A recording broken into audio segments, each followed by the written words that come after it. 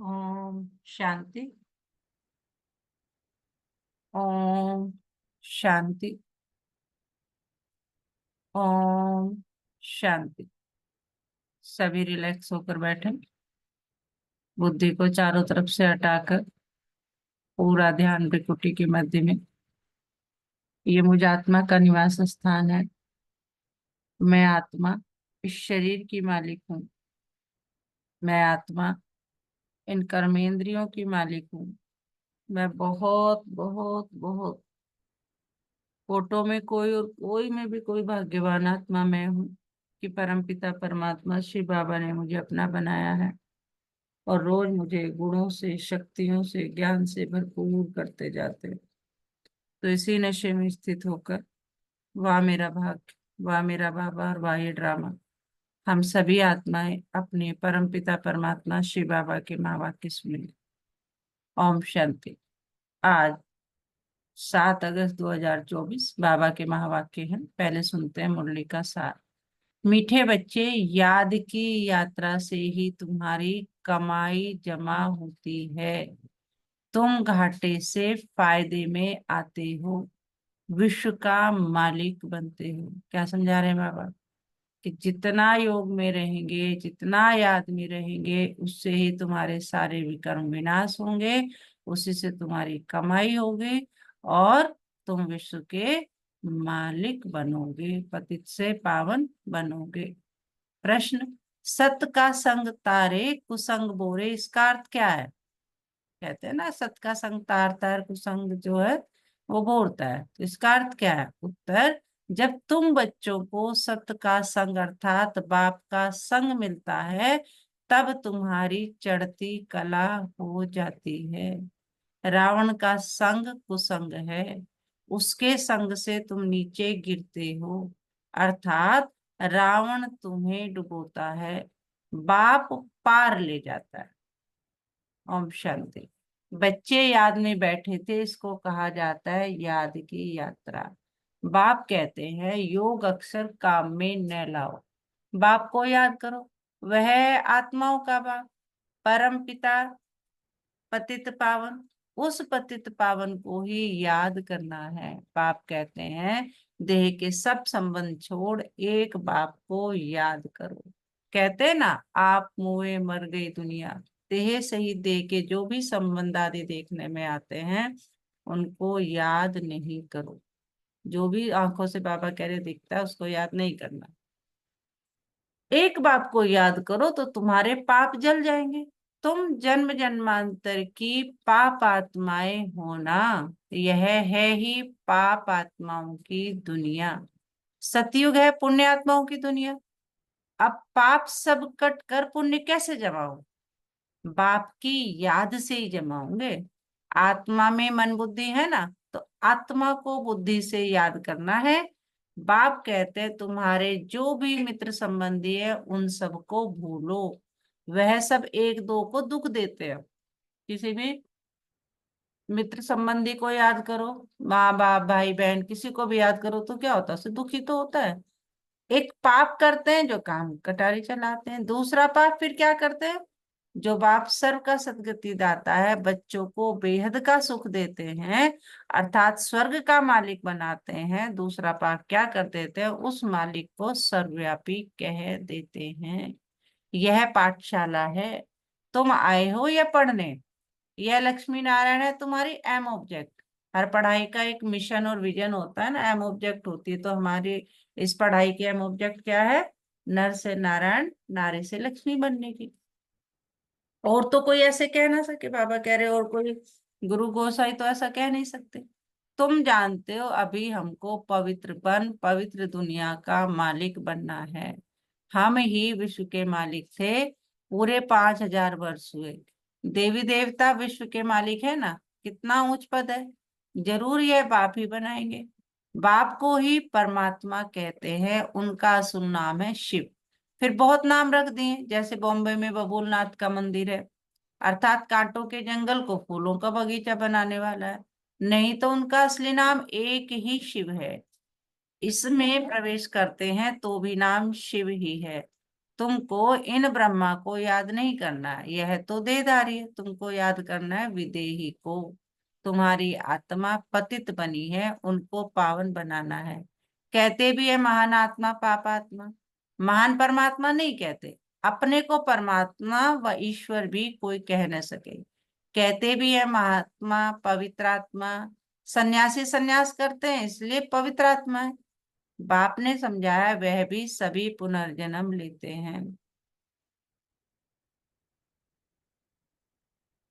देहधारियों को पुनर्जन्म जरूर लेना पड़ता है, विकार से जन्म ले, फिर जब बड़े बालिक बन जाते हैं तो संन्यास कर लेते हैं।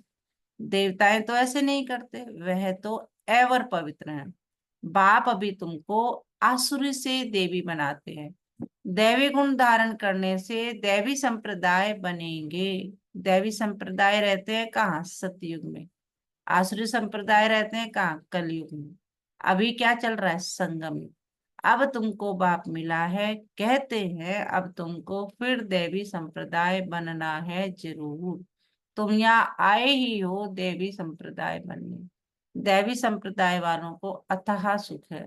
इस दुनिया को कहा जाता है हिंसक, देवताएं हैं अहिंसक। बाप कहते मीठे मीठे रूहानी बच्चों, बाप को याद करो। तुम्हारे जो गुरु लोग हैं वह भी सब देहधारी है। अभी तुम आत्माओं को परमात्मा बाप को याद करना है। सुख तब मिलेगा जब तुम पुण्यात्मा बने। 84 जन्मों के बाद ही 84 जन्मों के बाद ही तुम पाप आत्मा बन जाते हो। अभी तुम पुण्य जमा करते हो, योग बल से पापों को खत्म करते हो। इस याद की यात्रा से ही तुम विश्व के मालिक बनते हो। तुम विश्व के मालिक थे तो सही ना, वह फिर कहाँ गए? यह भी बाप ही बताते हैं। तुमने 84 जन्म लिए, सूर्यवंशी चंद्रवंशी बने। कहते भी है भक्ति का फल भगवान देते हैं। भगवान कोई देहधारी को नहीं कहा जाता है, वह है ही निराकार शिव।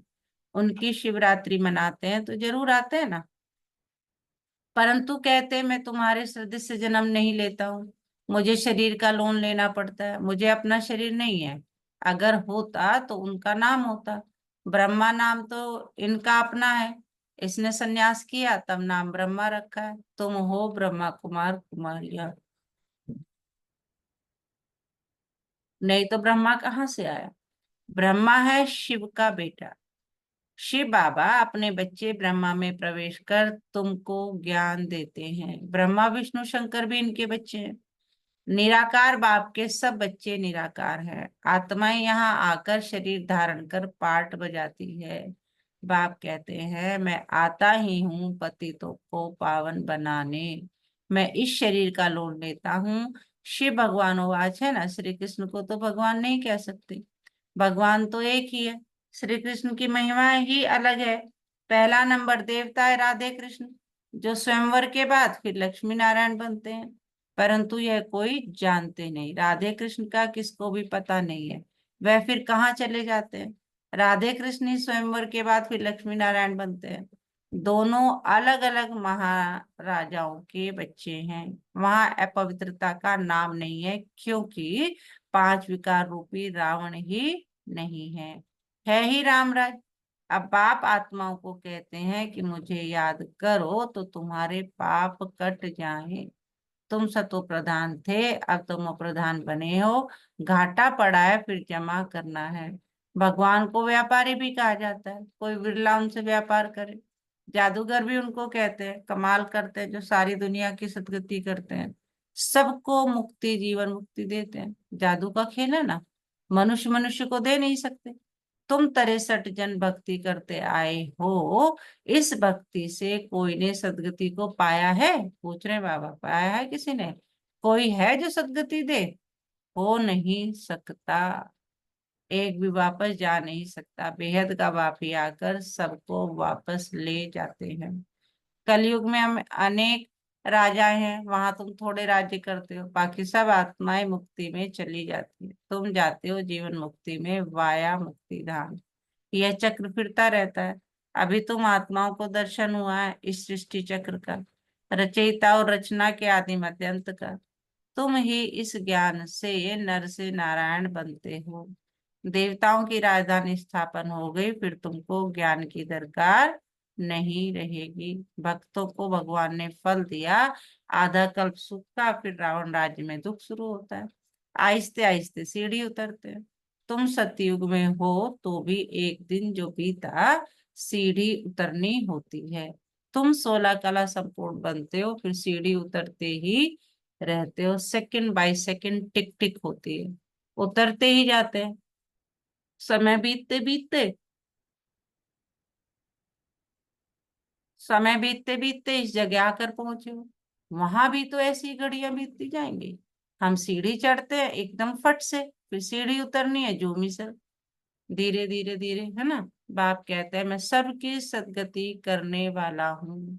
मनुष्य मनुष्य की सदगति कर न सके, क्योंकि वह विकार से पैदा होते हैं, पतित है। वास्तव में श्री कृष्ण को ही सच्चा महात्मा कह सकते हैं। यह महात्मा लोग तो फिर भी विकार से जन्म ले फिर संन्यास करते हैं। वह तो है देवता। देवताएं तो सदैव पवित्र हैं, उनमें कोई विकार होता नहीं। उनको कहा ही जाता है निर्विकारी दुनिया, इनको कहा जाता है विकारी दुनिया। नो प्योरिटी चलन कितनी खराब है। देवताओं की चलन तो बड़ी अच्छी होती है, सब उनको नमस्ते करते हैं। करेक्टर सुनो के अच्छे हैं तब तो है पवित्र मनुष्य उन पवित्र देवताओं के आगे माथा टेकते हैं। अभी तो लड़ना झगड़ना क्या क्या लगा पड़ा है, बड़ा हंगामा है। अभी तो रहने की भी जगह नहीं। चाहते हैं मनुष्य कम हो, परंतु यह तो बाप का ही काम है। सतयुग में बहुत थोड़े मनुष्य होते हैं। इतने सब शरीरों की होलिका हो जाती, बाकी सब आत्माएं चली जाती है। कहाँ चली जाती है? अपने स्वीट होम। सजाएं तो नंबरवार भोगते हैं जरूर। जो पूरा पुरुषार्थ कर विजयमाला का दाना बनते हैं, वह सजाओ से छूट जाते हैं। माला एक की तो नहीं होती, जिसने उन्हों को ऐसा बनाया वह है फूल। फिर है मेरू, प्रवृत्ति मार्ग है ना, तो जोड़ी की माला है, सिंगल की माला नहीं होती। सन्यासियों की माला होती नहीं, वह निवृत्ति मार्ग वाले। यह प्रवृत्ति मार्ग वालों को ज्ञान दे न सके। पवित्र बनने के लिए उनका है हद का सन्यास, वह है हठ योगी, यह है राजयोग। राजाई प्राप्त करने के लिए बाप तुमको यह राजयोग सिखलाते हैं। बाप हर 5,000 वर्ष बाद आते हैं। आधा कल्प तुम राजाई करते हो सुख में, फिर रावण राज्य में आहिस्ते आहिस्ते तुम दुखी हो जाते हो। इसको कहा जाता है सुख दुख का खेल। तुम पांडवों को जीत पहनाते हैं, अब तुम हो पंडे, घर जाने की यात्रा कराते हो। वह यात्राएं तो मनुष्य जन्म जन्मांतर करते आए हैं, अब तुम्हारी यात्रा है घर जाने की। बाप आकर सबको मुक्ति, जीवन मुक्ति का रास्ता बताते हैं। तुम जीवन मुक्ति में, बाकी सब मुक्ति में चले जाएंगे। हाहाकार के बाद फिर जय जयकार हो जाती है। अभी है कलयुग का अंत। आफते तो बहुत आने की है, फिर उस समय तुम याद की यात्रा में रह नहीं सकेंगे, क्योंकि हंगामा बहुत हो जाए। इसलिए बाप कहते हैं अब याद की यात्रा को बढ़ाते जाओ, तो पाप भस्म हो जाए और फिर जमा भी करो, सतो प्रधान तो बनो। बाप कहते हैं मैं हर कल के पुरुषोत्तम संगम युग पर आता हूँ, जो भी चल रहा है। यह तो बहुत छोटा सा ब्राह्मणों का युग है। ब्राह्मणों की निशानी चोटी होती है। ब्राह्मण देवता क्षत्रिय वैश्य शूद्र ये चक्र फिरता ही रहता है। ब्राह्मणों का बहुत छोटा सा कुल होता है। इस छोटे से युग में बाप आकर तुमको पढ़ाते हैं। तुम बच्चे भी हो तो स्टूडेंट भी हो, फॉलोअर्स भी हो, एक के ही है। ऐसा कोई मनुष्य होता नहीं जो बाप भी हो, शिक्षा देने वाला टीचर भी हो, और सृष्टि के आदि मध्य अंत का ज्ञान देता हो, फिर साथ में भी ले जाता हो। बाबा कह रहे ऐसा कोई मनुष्य मात्र नहीं है, ऐसा कोई मनुष्य हो न सके। यह बातें अभी तुम समझते हो। सतयुग में भी पहले पहले बहुत छोटा झाड़ होता है, बाकी सब शांति धाम में चले जाएंगे। बाप को कहा जाता है सर्व का सदगति दाता। बाप को बुलाते हैं, कैसे बुलाते हैं? हे पतित पावन बाबा आओ। दूसरी तरफ फिर कहते हैं परमात्मा कुत्ते बिल्ली पत्थर ठीक कर सब में है। बेहद के बाप का अपकार करते हैं। बाप जो विश्व का मालिक बनाते हैं उनको डिफेम करते हैं। इसे ही कहा जाता है रावण का संग दोष। सत का संग तारे कुसंग डुबोए। रावण राज्य शुरू होता है तो तुम गिरने लग पड़ते हो। बाप आकर के तुम्हारी चढ़ती कला करते हैं। बाप आकर मनुष्य को देवता बनाते हैं तो सर्व का भला हो जाता है। अभी तो सब यहाँ है, बाकी जो भी रहे हुए हैं वे आते रहते हैं। जब तक निराकारी दुनिया से सब आत्माएं आ जाएंगी तब तक तुम इम्तिहान में भी नंबरवार पास होते जाएंगे। इनको कहा जाता है रूहानी कॉलेज। रूहानी बाप रूहानी बच्चों को पढ़ाने आते हैं। रावण राज्य आया तो फिर शरीर छोड़ अपवित्र राजा बने और पवित्र देवताओं के आगे माथा टेकने लगे। आत्मा ही पतित अथवा पावन बनती है। आत्मा पतित तो शरीर भी पतित मिलता है। सच्चे सोने में खाद पड़ती है तो खाद का जेवर हो जाता है। अब आत्मा से खाद निकले कैसे? योग अग्नि चाहिए। जैसे सोने से अगर हमें इम्प्योरिटी निकालनी होती है तो उसे तपाना पड़ता है ना, इसी तरह से यहाँ पर योग अग्नि चाहिए जिससे कि उनसे तुम्हारे विकर्म विनाश हो जाएंगे। आत्मा में चांदी तांबा लोहा पड़ गया है, यह है खाद। आत्मा सच्चा सोना है, अब झूठी बन गई है, वह खाद निकले कैसे? तो ये कैसे निकलेगी? यह योग अग्नि ज्ञान चिता पर बैठे हुए। आगे थे काम चिता पर, जब तक ज्ञान में नहीं थे तो बाबा कह रहे काम चिता पर पे थे। अभी कहाँ बैठे हो? योग अग्नि ज्ञान चिता पर। बाप ज्ञान चिता पर बिठाते हैं, सिवाय ज्ञान सागर बाप के और कोई ज्ञान चिता पर बिठा न सके। मनुष्य भक्ति मार्ग में कितनी पूजा करते रहते हैं लेकिन किसको जानते नहीं। अभी तुम सबको जान गए हो, तुम सब देवता बनते हो तो फिर पूजा की बात ही खत्म हो जाती है। जब रावण राज्य शुरू होता है तब भक्ति शुरू होती है। अच्छा मीठे बाबा, बहुत बहुत अच्छा। याद क्या लेंगे बाप दादा से? मीठे मीठे सिखिलते बच्चों प्रति माता पिता बाप दादा का याद प्यार और गुड मॉर्निंग। रूहानी बाप की रूहानी बच्चों को नमस्ते। हम रूहानी बच्चों की रूहानी माता पिता बाप दादा को सर्व संबंधों से सिख व प्रेम से दिल व जान से याद प्यार गुड मॉर्निंग नमस्ते बाबा नमस्ते। शुक्रिया बाबा, शुक्रिया हमें अपना बनाने के लिए, हमें रोज पढ़ाने के लिए, हमें पतित से पावन बनाने के लिए, हमें गुणों से शक्तियों से ज्ञान से भरपूर करने के लिए। सदा इसी नशे में रहें। पाना था जो पा लिया और क्या बाकी रहा। वाह मेरा भाग्य, वाह मेरा बाबा, वाह ये ड्रामा, और मैं बाबा का बाबा मेरा। धारणा के लिए मुख्य पॉइंट नंबर 1, सजाओं से मुक्त होने के लिए विजय माला का दाना बनने का पुरुषार्थ करना है। रूहानी पंडा बन सबको शांति धाम घर की यात्रा करानी है। नंबर 2, याद की यात्रा को बढ़ाते बढ़ाते सब पापों से मुक्त हो जाना है। योग अग्नि से आत्मा को सच्चा सोना बनाना है, सतो प्रधान बनना है। वरदान आज की मुरली से, हर घड़ी को अंतिम घड़ी समझ सदा एवर रेडी रहने वाले तीव्र पुरुषार्थी भव। अपनी अंतिम घड़ी का कोई भरोसा नहीं है, इसलिए हर घड़ी को अंतिम घड़ी समझते हुए एवर रेडी रहो। अपना बैग पैक रखो, क्या पता अंतिम सांस कब हो। एवर रेडी अर्थात तीव्र पुरुषार्थी। ऐसा नहीं सोचो कि अभी तो विनाश होने में कुछ टाइम लगेगा फिर तैयार हो जाएंगे, नहीं, हर घड़ी अंतिम घड़ी है। इसलिए सदा निर्मोही निर्विकल्प निर्व्यर्थ, व्यर्थ भी नहीं, तब कहेंगे एवर रेडी। दिमाग में कोई भी व्यर्थ नहीं, कोई भी कार्य रहे हुए हो लेकिन अपनी स्थिति सदा उपराम हो। जो होगा वो अच्छा होगा, यही सोच के रहो। जो होना है वो अच्छा ही होना है, जो हो रहा है वो अच्छा है। स्लोगन, अपने हाथ में लौ उठाना भी क्रोध का अंश है। अपने हाथ में लौ उठाना भी क्रोध का अंश है। और एक मुख्य पॉइंट क्या धारण करना है पूरा दिन? विजय माला का दाना बनने के लिए पुरुषार्थ करना है, यानी बाबा को याद करना है। समान पूरा दिन किस समान में रहेंगे? मैं एवर रेडी आत्मा हूँ, मैं एवर रेडी आत्मा हूँ। अच्छा, ओम शांति।